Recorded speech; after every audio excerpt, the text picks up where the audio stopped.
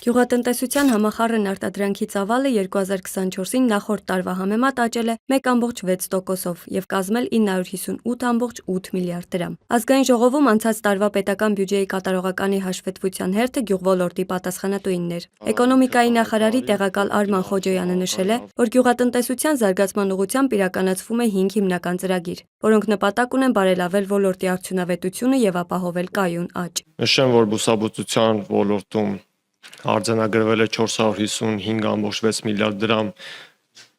որը աճել է 0,9%-ով, իսկ անասնաբուծությունը շուրջ 503,2 միլիարդ դրամ, որը նախորդ տարվա նկատմամբ աճել է 2,2%-ով։ Ընդդիմությունը դժգոհել է գյուղոլորտի ընդամենը 1,6%-ով աճի ծավալից, թեև ծախսվել են զգալի ֆինանսական միջոցներ։ Հայաստան խմբակցության падգամավոր Արման Ղազարյանը կարծիք է հայտնել, որ այդ աճն էլ հիմնականում պայմանավորված է ծաղիկների, ինչպես նաև կոնյակի և կոնյակի սպիրտի արտահանմամբ։ Ըստ նրա, հողագործության և անասնապահության ոլորտներում գրանցվել է էական անկում, անգամներով նվազման ցուցանիշով։ Շատ ջերմոցային տնտեսությունները նաև ծաղկի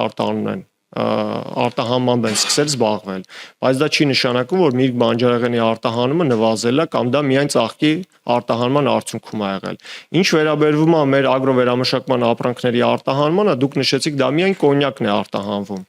Այդպես չէ, 2024 թվականին, եթե մենք խոսում ենք կոնյակի սպիրտի արտահանման մասին, ապա այն նվազել է, 96% է կազմում 2023 թվականի համեմատ։ Եթե մենք խոսում ենք շշալցված կոնյակի արտահանման մասին, ապա այն աճել է, 6% է կազմում։ Քննարկման ընթացքում անդրադարձ է եղել նաև սուբսիդավորման ծրագրերին։ Նշվել է, որ 2024 թվականի վերջին օրերին կառավարության որոշմամբ շուրջ 39,5 միլիարդ դրամի միջոցներ տեղափոխվել են 2025 թվական։ Արման Ղազարյանը նշել է, որ 2022-ից 24 թվականների չիրականացված ծրագրերն էլ պետք է ավարտվեին նույն տարում կամ ծայրահեղ դեպքում հաջորդ տարում։ Մինչդեռ այդ հետաձգումները ներկայացնում են որպես ձեռքբերում, ինչը հարցեր է առաջացնում ծրագրերի արդյունավետության և հաշվետվողականության վերաբերյալ։ Ես այս հարցի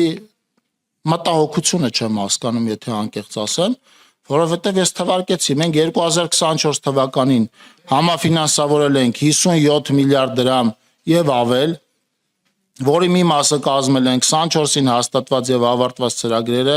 մի մասը 23-ին հաստատված, մի մասը 22-ին հաստատված, այո, որոշակի աշխատանքներ տեղափոխվել են, նախ այդ տեղափոխվածների տարեգրումը սկսում է 2022-2023 թվականներից։ Քաղաքապետարանի բյուջեի քննարկման ժամանակ ներկաները հիշել էին վարչապետի Էստոնիա կատարած այցը, այն առումով, որ մայրաքաղաք Տալինում հասարակական տրանսպորտով երթևեկելն անվճար է։ Նշվում էր, որ նման համակարգը Տալինում հնարավոր է համայնքային բարձր եկամուտների եւ արդյունավետ կառավարման շնորհիվ։ Մեզանում, սակայն, տարածքային անհամաչափությունն ու ֆինանսական սահմանափակումները հարցականի տակ են դնում նման քայլի իրատեսականությունը։ Պարոն Թունյան, այդ փոփոխությանը մենք պետք է 3 գնայինք, նախորդ տարի գնայինք, 15 տարի առաջ գնացած լինեինք եւ լավ 15 տարի առաջ գնացած չլինեինք միգուցե, բայց տարածքային կառավարման փոփոխություններին զուգահեռ, համայնքների խոշորացմանը զուգահեռ,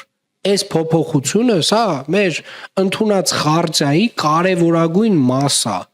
Տեղական ինքնակառավարման մարմիններին վերաբերող եվրոպական խարտիայի կարևորագույն մաս է։ Այսինքն առանց հարկերից մասհանման, առանց ֆինանսական ռեսուրսի տրամադրման, այս փոփոխությունները կիսագործողություններ են։ 2024-ին հասարակական տրանսպորտի ոլորտում իրականացվել են նախապատրաստական աշխատանքներ, իսկ 2025 թվականի հունվարի 1-ից ներդրվել է միասնական տոմսային համակարգ։ Տիգրան Ավինյանի խոսքով սա քաղաքապետարանի նախաձեռնած թվային փոխակերպման կարևորագույն ծրագրերից է, քանի որ առանց թվայնացման արդեն անհնար է քաղաքացիներին որակյալ ծառայություններ մատուցել։ Մոնիկա Հայրոյան, Reopen Media։